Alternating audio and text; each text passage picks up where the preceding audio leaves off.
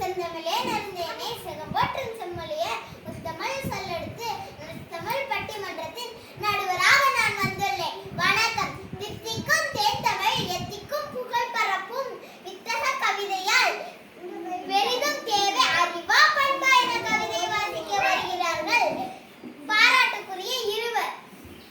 முதல் கவிதை முத்தாய் பாட இனிதே அழைக்கிறேன் கௌதமி. கவியரங்களை தலைமைக்கும் ஆண்டவருக்கும் சான்றோருக்கும் அறிவேதான் முன்னேற்றத்தின் அறிவேன் என்று அடித்து கூற வந்துள்ளேன். வணக்கம். அக்னி தந்த அப்துல் கலாம் அசத்தியதும் அறிவாலே அறிவாளே அறிவின் துணை